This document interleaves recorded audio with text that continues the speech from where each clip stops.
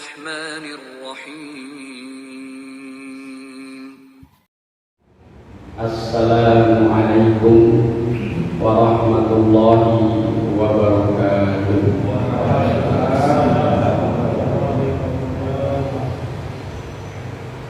الحمد لله الذي أرسل رسوله بالهدى ودين الحق ليظهره على الدين كله ولو كره المشركون. أشهد أن لا إله إلا الله وأشهد أن محمدا عبده ورسوله. اللهم صل وسلم وبارك على نبينا محمد وعلى آله وأصحابه أجمعين. لا حول ولا قوة إلا بالله. أما بعد. وقال الله تعالى في كتابه الكريم: أعوذ بالله من الشيطان الرجيم. يا أيها الذين آمنوا اتقوا الله ولتنظر نفس ما قدمت لغد واتقوا الله إن الله خبير بما تعملون.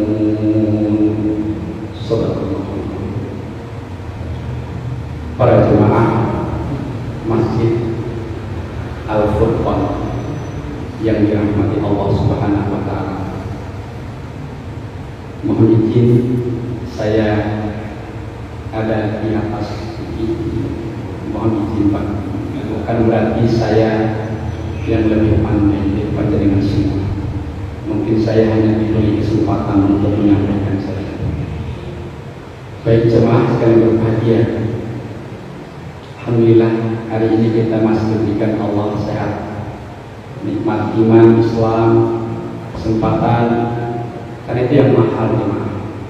Tidak semua orang yang beriman bersyahadat pada Allah Ta'ala dan Rasul itu. Namun kemudian semua itu diberikan Allah hidayah, Pak. Tidak semua, hanya orang yang betul-betul mendapatkan petunjuk dari Allah Ta'ala. Maka ketika orang itu jemaah, kita ini, Pak, saya mendengar semua ini, ketika Allah itu mudahkan datang ke majelis-majelis ilmu itu cirinya kita sudah cintai sama Allah. Dimudahkan oleh Allah itu, langkah kita itu mudah, tidak berat. Itu ada di surah Al-An'am ayat 32 kalau tidak salah. Faman yuridillahu an yahdiyahu yashrah sadrahu lil Islam. Ketika siapa di antara kita, saya dan panjenengan semua ini, ketika Allah yang memilih kita, Allah berikan yang namanya petunjuk dan hidayah Allah, maka Allah akan mudahkan dalam beragama ini. Termasuk dimudahkan, diringankan langkah kaki kita untuk mendatangi masjid-masjid yang terdekat dengan rumah kita atau tempat kita. Baik jemaah sekalian berbahagia, oleh karena itu kita berbahagialah, berbanggalah kita yang hadir di tempat yang mulia ini. Mudah-mudahan Allah selalu memberkahi kita semua. Baik jemaah sekalian, oleh karena demikian mari kita bersyukur kepada Allah Subhanahu wa Ta'ala. Mudah-mudahan semakin bertambah nilai syukur kita, maka Allah juga akan menambah nikmat-nikmatnya tadi. La in syakartum la azidannakum. Mudah-mudahan kemudian kita selalu mengucapkan salawat dan salam kepada Nabi kita, Nabi Muhammad sallallahu alaihi wasallam. Baik, jemaah sekalian berbahagia, izinkan saya menyampaikan tema dalam kesempatan yang berbahagia ini. Bahagianya orang yang membahagiakan. Kita ini harus bisa membahagiakan orang lain, sehingga kita nanti itu akan mendapat kebahagiaan yang jauh lebih sempurna dari kebahagiaan orang. Jemaah sekalian berbahagia, ada kebahagiaan yang diharapkan, yang diinginkan oleh manusia. Ada di surah Al-Baqarah ayat 201 jadi. Ada yang pernah baca Al-Baqarah ayat 201. Itu adalah harapan setiap manusia yang lahir di bumi ini, Pak. Ada 3 syarat kebahagiaan itu. Surah Al-Baqarah ayat 201. Ada? Kalau belum ketemu saya mungkin bantu bacakan. Padahal ini sudah sering kita baca. Ini doa yang selalu kita panjatkan kepada Allah. A'udzu billahi minasy syaithanir rajim. Wa minhum man yaqulu rabbana atina fid dunya hasanah wa fil akhirati hasanatan wa qina adzabannar. Itu ya Pak. Ini adalah ayat yang digambarkan Allah yang Allah abadikan dalam Al-Qur'anul Karim. Dan ada di antara kita ini jemaah. Jadi Allah sudah sebutkan semua. Wa minhum may yaqul. Dan ada di antara kita, di antara kalian. Siapa itu kalian? Itu kita semua ini. May yaqul rabbana atina fid dunya. Jadi orang-orang yang selalu berucap, yang mengucapkan, yang memohon pada Rabb-Nya. Apa itu jemaah? Rabbana atina fid dunya hasanah.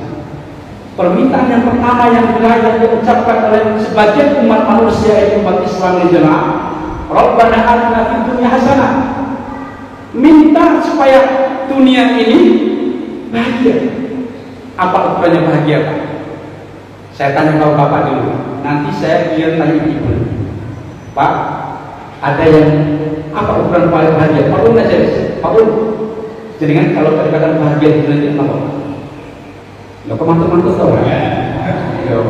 Jangan-jangan orang masih menyimpan rahasia. Mungkin ada di antara kita ini yang bahagia di dunia ini, harus punya mobil mewah, ya, punya rumah villa, apartemen, betul kan? Ya. Atau juga mungkin ada orang menafsirkan atau maknai hidup dunia ini bahagia, bisa hidup dunia tanpa utang, bisa kemudian bisa berada beribadah dengan baik, tenang, khusyuk, itu bahagia.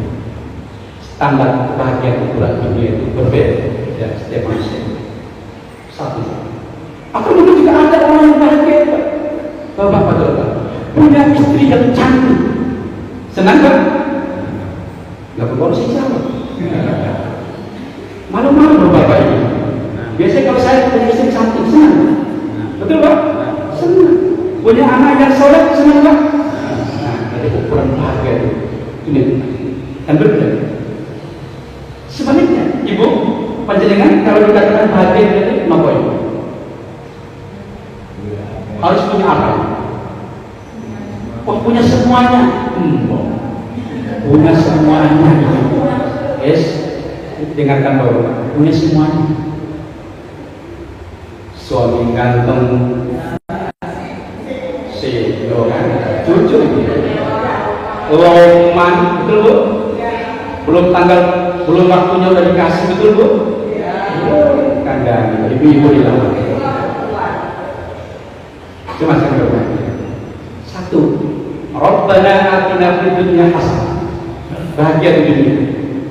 Wa fil akhirati hasanah. Dan tidak cukup ternyata bahagia, hanya cukup di dunia. Tapi harus dibarengi, dilengkapi dengan kebahagiaan akhirat. Nah ternyata doa itu tidak cukup, tidak berhenti sampai di situ jemaah. Waqina adzabannar. Dan harus terhindar, terjaga dari siksa api neraka. Saya mau tanya, mungkin kita sudah sering mendengar ini, bahwa nanti orang Muslim ini, orang ketika mengqala la ilaha illallah, ya, ketika mereka itu di akhir hidupnya itu berkata la ilaha illallah, mengucapkan la ilaha illallah, dakhala jannah. Betul Pak ya? Artinya apa? Semua orang-orang muslim, orang beriman ketika mengucapkan la ilaha illallah masuk surga. Tapi pertanyaannya cuma ada dua jenis ya, orang muslimin dan muslimat, laki dan perempuan, termasuk jemaah di Al-Furqan ini. Ada orang itu yang masuk jannahnya Allah, surganya Allah itu langsung masuk Pak, tanpa hisab atau mudah hisab, diringankan hisabnya. Tapi juga ada manusia itu orang beriman, orang Islam, orang bermukmin, tapi masuk surga lewat dulu yang namanya apa? Mampir ke kemana dulu? Hah? Oh, nggak mampir ke dulu Pak? Warkop. Mampir ke neraka dulu. Dan itu sahih hadisnya. Ada orang yang langsung masuk ke surga Allah. Ada juga orang nanti masuk surga, tapi mampir ke neraka. Maka kita doa dulu. Wahina adzabannar. Terjadi pada sesaat di neraka. Makanya apa sama sekali berbahagia. Kita dapat hidup dengan bahagia, akhirat dapat jannah, tapi nggak mampir neraka, tapi langsung masuk surga. Itulah kesempurnaan yang sempurna, apa kebahagiaan yang sempurna. Betul ya Bu ya? Sama sekali berbahagia.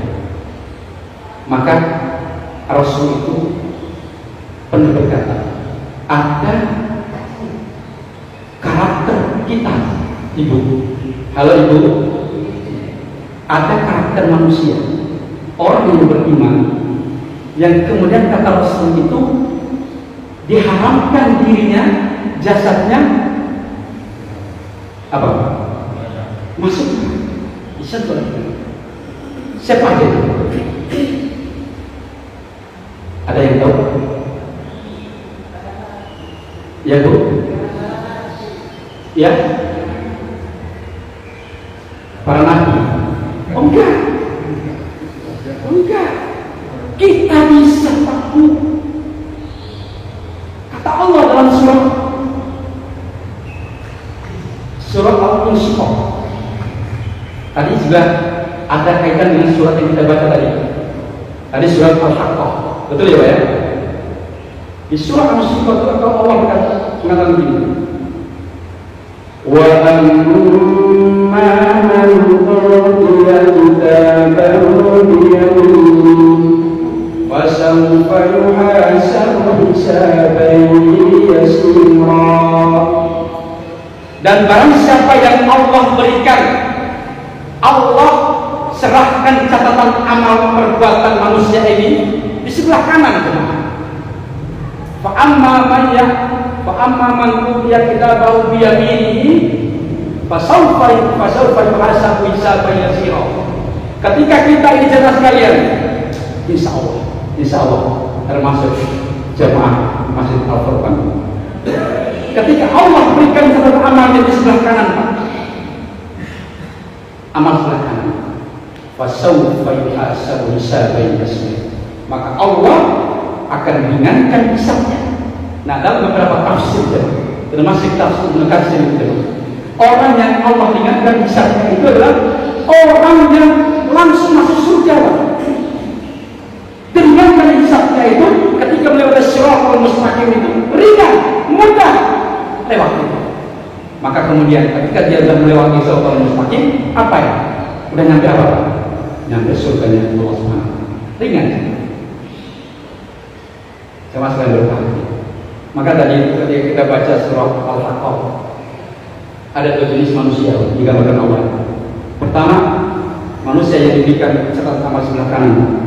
Wa amma man utiya kitabahu biyaminihi fa yaqulu haqqa kitabi.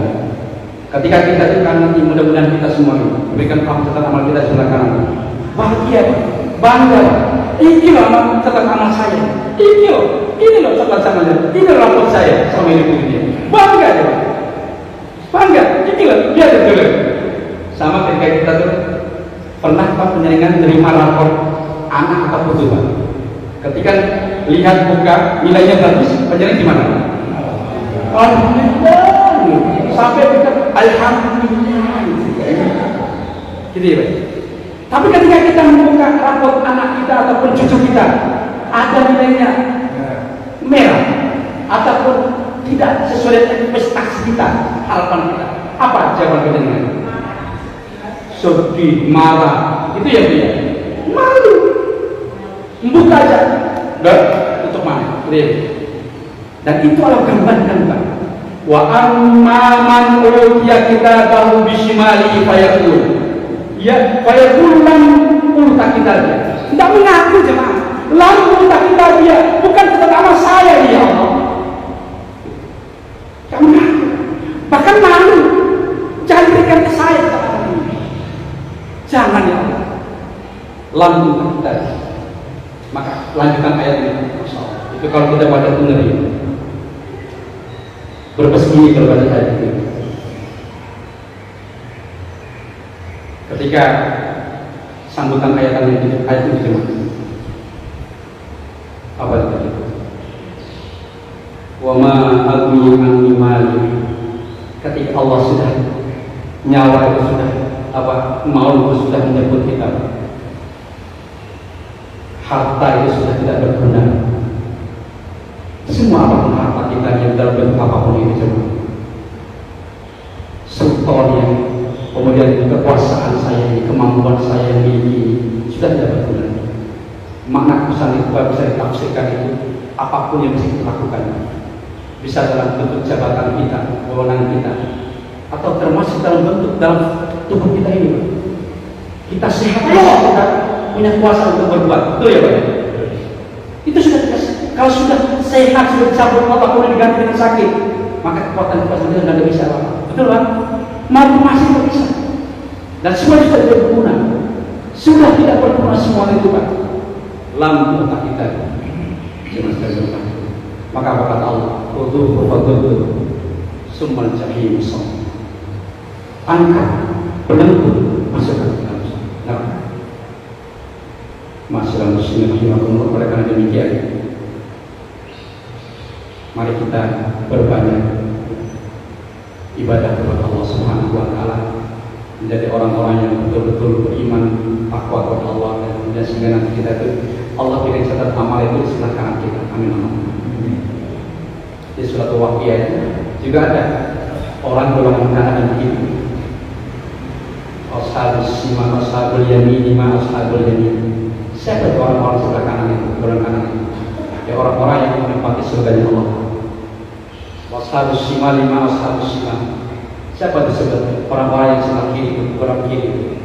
Itu orang-orang yang berhubungan Allah Taala, diadab Allah Taala. Karena melampaui batas ketika hidup di dunia. Baik, kita lanjutkan sama sekali. Saya lanjutkan. Orang yang bahagia sempurna kalau memiliki tiga ini, bahagia hidup di dunia, punya apa-apa di dunia, ya kan Pak? Ya, punya HP, punya baju semua, bisa kemana-mana, itu bahagia.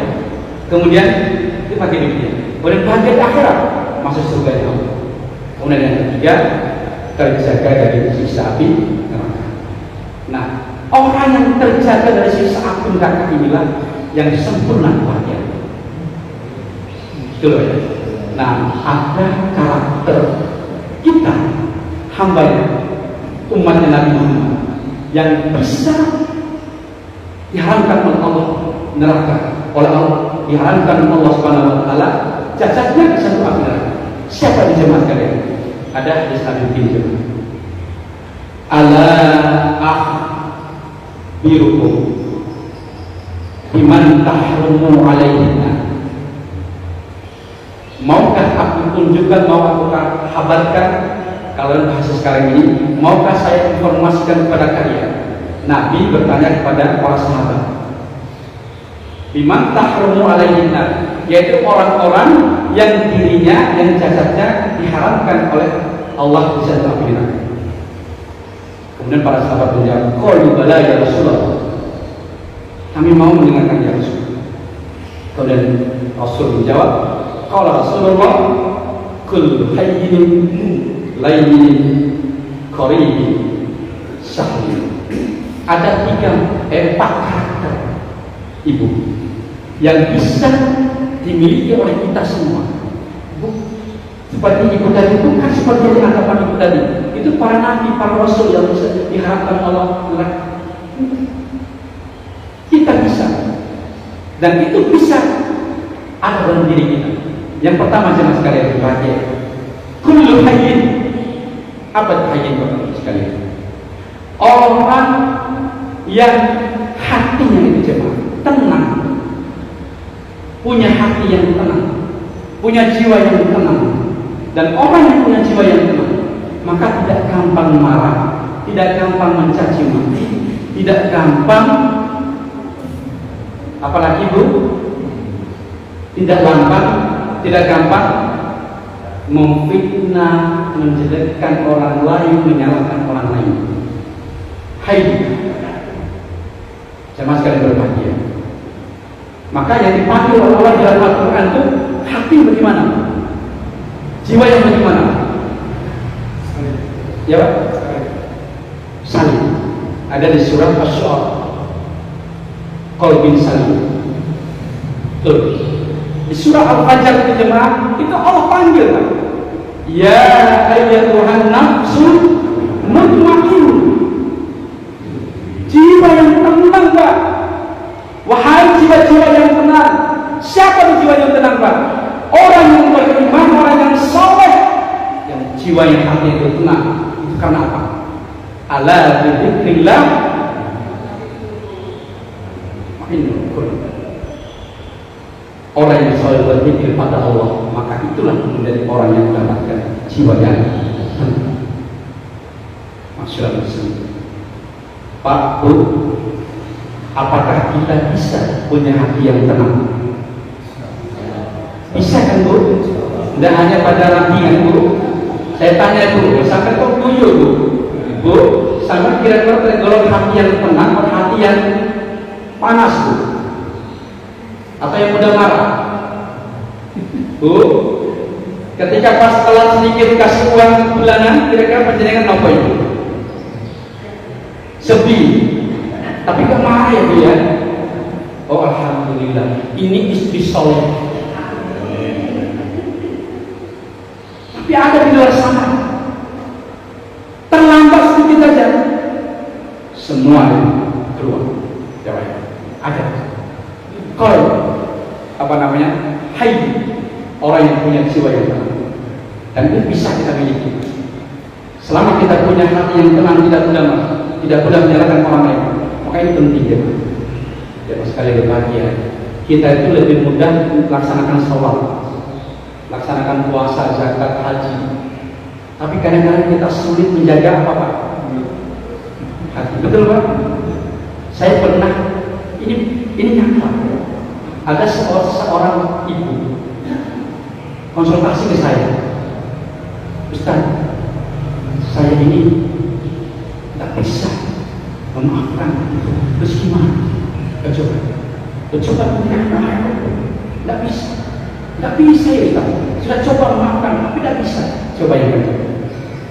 Kalau urusan sudah berurusan dengan manusia, betul. Kita lebih mudah berurusan dengan Allah. Betul Pak? Jadi kita bertobat dan nasuha kepada Allah, tobat nasuha kepada Allah, selesai Pak. Tapi kalau sama manusia Pak, berat. Harus berhadapan langsung dengan yang bersangkutan, dan bersangkutan memaafkan kita, baru lepas selesai urusannya. Maka ketika orang meninggal itu mesti sampaikan. Siapa Bapak Ibu semua yang punya masalah, tahu ikhlas. Betul ya Pak ya? Kan itu berat. Itu menjadi batu sandungan, hambatan yang berat bagi mayat untuk menuju surga. Baik, saya lanjut. Hayyin. Yang kedua, layyin. Apa itu layyin sekalian? Orang yang punya tutur kata yang lembut, perkataan itu lembut, perbuatan lembut. Jemaah, kalau kita semua ini berhadapan dengan orang yang lembut perkataannya, lembut perbuatan atau perilakunya lembut, panjenengan senang nggak mereka? Pasti. Kalau orang yang hatinya jiwanya tenang, ya, panjenengan marah, dia tetap tenang. Panjenengan ngapa? Batin. Panjenengan menilainya gimana? Kok happy orang ini? Betul ya? Senang-senang. Orang yang hatinya tenang, jiwanya tenang, pasti orang lain akan bahagia dari kita. Orang itu baik, nggak mudah maaf, kan gitu ya. Tutur kata baik, lembut, pasti orang lain akan merasakan kebahagiaan. Bahagia. Cuma sekali ini perintah Allah. Sejahat-jahatnya manusia, ini penting. Sejahat-jahatnya orang pada kita cuma, apakah Allah memerintahkan kita untuk berlaku jahat dengan melakukan apa? Memperlakukan kejahatan yang sama, Pak? Pak, saya ulangi, Pak. Ada orang berbuat jahat pada kita, kalau kita balas kejahatan, apakah itu perintah agama, Pak? Enggak. Idfa billati hi ahsan. Di surah Fussilat ayat 32. Di surah An-Nahl 125. Ud'u ila sabili rabbika bil hikmati wal mau'izatil hasanah wajadilhum billati hi ahsan. Sampaikan sesuatu yang baik itu dengan cara-cara hikmah, dengan sesana yang baik, dengan tutur kata yang baik, dan penuh dengan hikmah dan pelajaran yang baik. Kalaupun ada perselisihan di antara kita, ada orang yang berbuat jahat dengan kita, ada orang tidak suka dengan kita, ada orang benci kita, wajadilhum billati hi ahsan. Cegah sesuatu semua itu yang jahat dan buruk, yang tidak benar itu dengan cara-cara yang baik. Ini agama. Makanya ketika Nabi Muhammad itu berdakwah itu banyak mengislamkan orang itu, tokoh-tokoh besar itu dari akhlak Nabi. Betul ya? Umar bin Khattab itu jahatnya luar biasa, tapi ketika lihat akhlaknya Nabi luar biasa, masuk Islam, tidak dipaksa. Bukan karena peperangan, bukan karena diancam itu, tapi kan lihat karakter Nabi yang luar biasa. Ini akhlak. Nabi Musa diperintahkan Allah Subhanahu wa taala untuk menemui Firaun. Firaun itu jahat, Pak. Betul ya, Bu? Firaun itu jahat. Banget jahatnya. Banget, Pak. Apakah ada orang-orang seperti Firaun di dunia ini, Pak? Banyak. Terjadi berita itu masalah apa serga, apalagi itu berita-berita itu, berita pembunuhan, masya Allah, ya Allah, ya Allah. Anak bunuh orang tua, adik bunuh kakak, ya Allah. Itu menggambarkan zaman-zaman jahiliyah, ya, karakter-karakter Fir'aun. Apa terus kemudian perintahnya Allah kepada Nabi Musa? Pergilah ke Fir'aun wahai Musa dan Harun. Faqul lahu qawlan layyinan. Berkatalah padanya dengan perkataan yang lembut. Ini kan perintah. Artinya apa?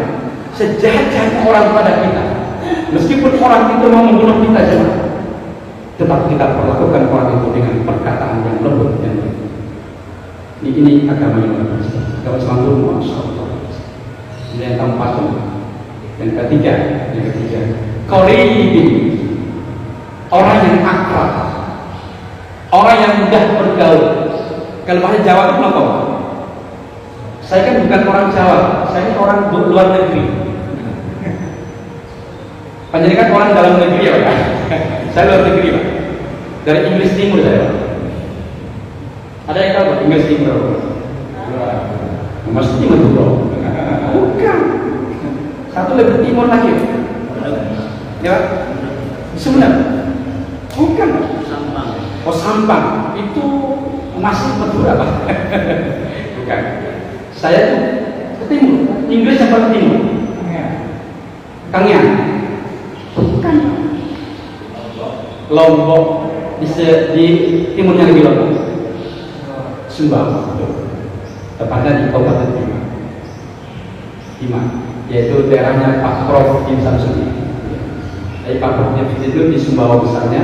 Saya masih dari tempatnya Pak Kim Samsudi itu masih 10 jam perjalanan darat. Tanpa macet, tanpa lampu merah, itu masih 10 jam perjalanan darat. Kalau dari Surabaya ke Solo itu waktu itu ke Jogja dulu, kalau tol ini hanya 4 jam. Berarti kalau Bima, Sumbawa itu mungkin lebih jauh lagi di Jogja. Kebanyakan 10 jam tanpa lampu merah, tanpa macet. Baik, jemaah sekalian, saya lanjut. Qaribin, orang yang mudah bergaul, orang yang akrab. Ketemu dengan sesama muslim itu senyum, Pak. Senyum, betul Pak ya? Tapi jangan salah, Pak. Jangan senyum-senyum sendiri. Baik. Duduk sendiri, lihat ke atas, senyum. Wah, ini bahaya. Nah, yang dimaksud itu bertemu, assalamualaikum, senyum. Itu adalah sedekah. Senyum saja jemaah.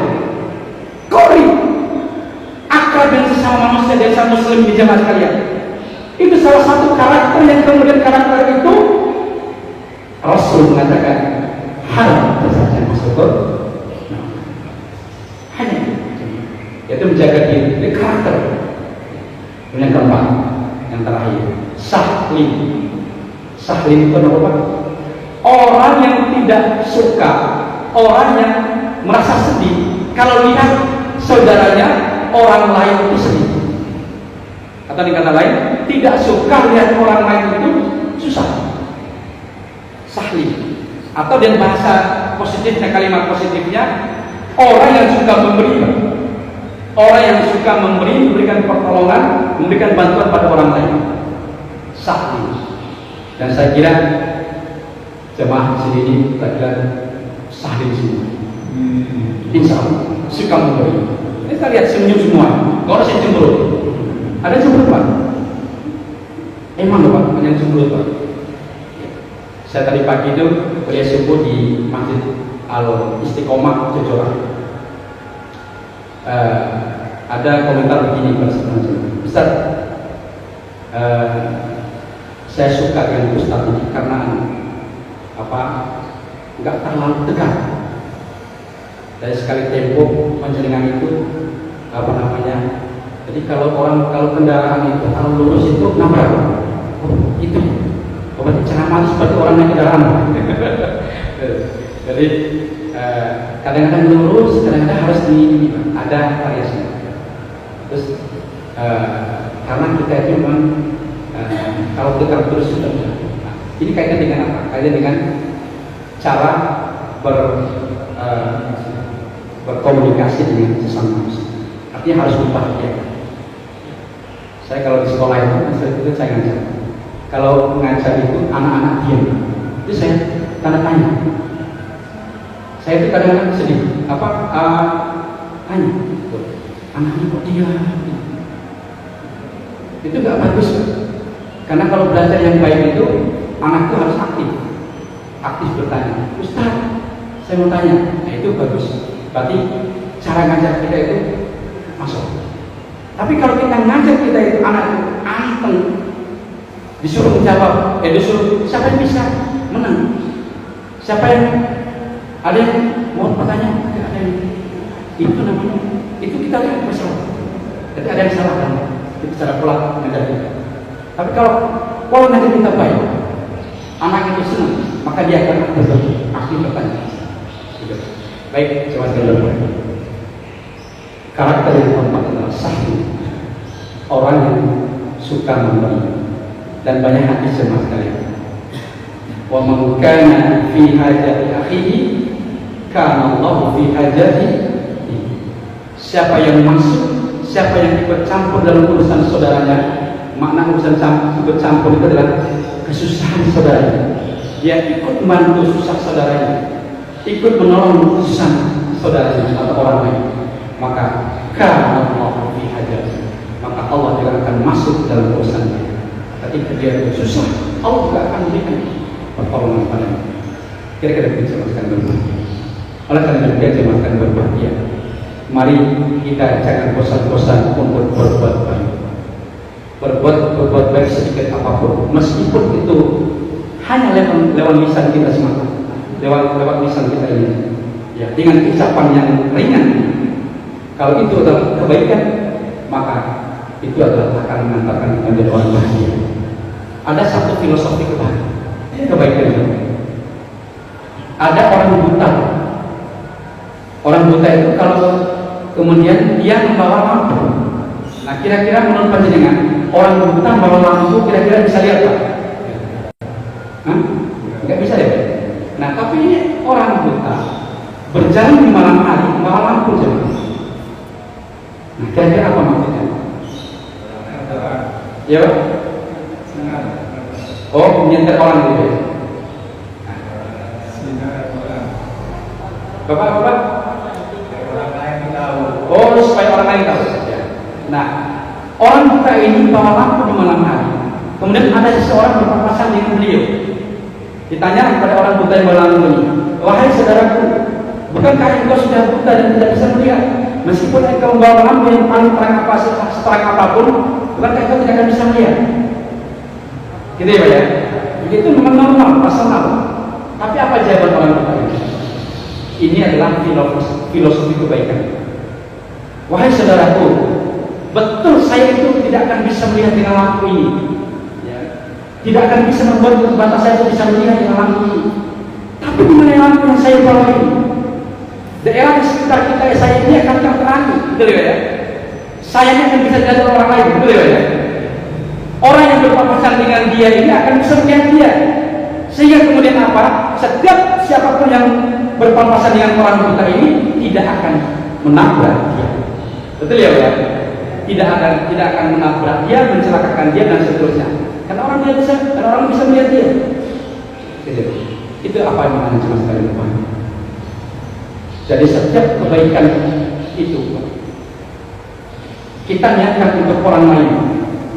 Sesungguhnya itu kebaikan itu untuk diri kita. Dan itu ada dalilnya. Surah Ar-Rahman, surah favorit kita di akhir-akhir surah Ar-Rahman. Hal jazaa'ul ihsan illa ihsan. Kebaikan yang kita lakukan untuk jemaah sekalian berbahagia itu semuanya itu akan kembali kepada diri kita. Dalam surah Al-Isra, in ahsantum li anfusikum wa in asa'tum falaha. Kebaikan itu adalah untuk diri kita dan sebaliknya wa in asa'tum falaha. Keburukan perbuatan apapun yang melanggar syariat dan itu juga untuk diri kita sendiri. Jemaah sekalian berbahagia maka Allah Ta'ala. Isya jam berapa? 19.10 ya. Berarti sudah pas ya. Kurang berapa menit Pak? Ya? Kurang 7 menit. Bisa tahu 7 menit. Baik. Saya masih berbahagia. Oleh karena itu, mari kita menjadi pribadi yang bisa membahagiakan orang lain seperti karakter hayyin, layyin, qaribin, sahwin. Dan itu semua itu membahagiakan orang lain. Nah, ketika kita membahagiakan orang lain, sesungguhnya kita telah membahagiakan diri kita dan kemudian mengantarkan kita menjadi orang-orang yang diharapkan oleh Allah sesuai yang dihadirkan menjadi oleh Nabi, orang-orang yang diharapkan bisa untuk dirinya maupun mereka. Yang paling penting sama sekali berbahagia. Hidup tidak terasa ya Pak ya. Tiba-tiba sudah tahun berapa Pak ini Pak? Perasaan baru kemarin 2023 ya. Ya Pak ya. Nah, perasaan kemarin saya baru tahun 2002 Desember. Sekarang sudah Januari. Loh, perasaan kemarin baru tanggal 1. Saya ikut tanggal 14. Januari sudah mau Februari. Nanti masuk Februari Pak. Loh, perasaan barusan masuk Februari. Loh, udah tengah-tengah Februari. Betul ya Pak ya? Itulah hidup. Hidup tidak terasa. Maka ada kata ulama ini. Ada ini kalam mutiara hikmah. Ini mutiara hikmah. Bukan hadis, bukan Al-Quran. Ini kalam ulama. Kata ulama ini. La tartamma. Ini ada kaitan dengan materi kita. La tartamma, jangan engkau bersedih. Jangan engkau khawatir. Jangan engkau khawatir, jangan engkau sedih. Illa min syai'in yadurruka qadan. Kecuali engkau itu bersedih terhadap hal-hal yang dapat mencelakakanmu, yang dapat membahayakan di kehidupan hari esok. Apa itu hari esok Pak? Hari esok itu apa? Apakah besok Senin? Bukan. Hari esok yang jauh lebih jauh Pak. Apa itu Pak? Hari kematian, yaumul qiyamah, atau yaumul akhir. Ini ulama. La taqanna, jangan engkau sedih. Mungkin engkau di dunia tidak mendapatkan apa-apa, tidak punya apa-apa, tidak punya jabatan, tidak punya wewenang dan seterusnya. Bukan jadi orang yang terkenal, bukan orang yang punya popularitas. Jangan sedih dan khawatir tentang itu. Tapi sedihlah, takutlah, khawatirlah ketika hal-hal itu membahayakan dirimu. Itu maknanya. Lanjutannya gimana? Wala tafrahu illa bi syai'in yasirru qadan. Dan jangan engkau terlalu gembira, bahagia. Kalian punya ini dan punya itu, punya jabatan, punya wewenang, punya istri cantik, bisa gitu ya. Punya suami soleh, gitu. Jangan terlalu gembira itu, Pak. Tapi yang engkau gembirakan itu dan kebahagiaan itu hal-hal yang membuat dirimu apa? Ya sirru qadan, yang membuat dirimu bahagia di kemudian hari itu. Jadi itu kalau nama.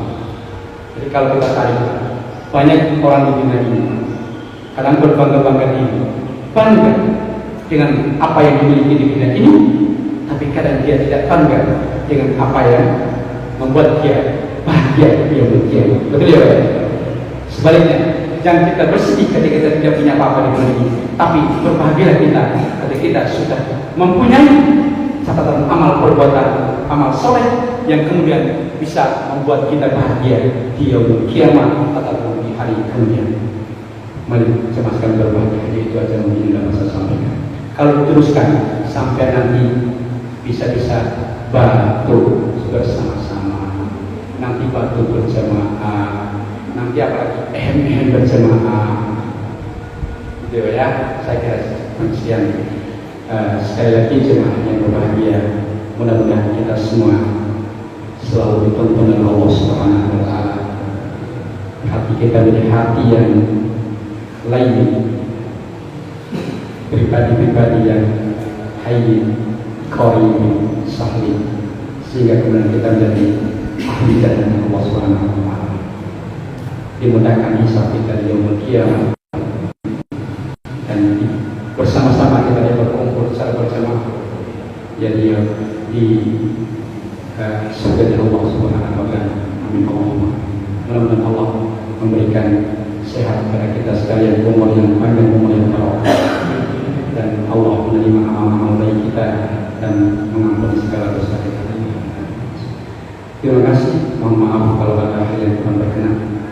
Mungkin mulai awal sampai akhir ini ada candaan saya, ada guyonan saya, ucapan atau kalimat saya mungkin yang membuat panjenengan itu nggak enak.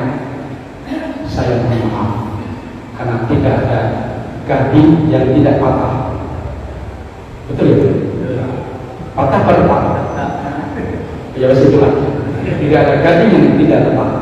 Artinya tidak ada manusia yang sempurna. Pasti punya salah dan punya kehilangan. Saya mohon maaf dan saya tidak akan memaafkan panjenengan semua. Kita saling maaf. Nasrullah fatun qaribul basyiril mu'minin. Kita akhiri dengan bacaan kafaratul majlis. Subhanakallahumma wa bihamdika asyhadu an la ilaha illa anta astaghfiruka wa atubu ilaik. Assalamualaikum warahmatullahi wabarakatuh.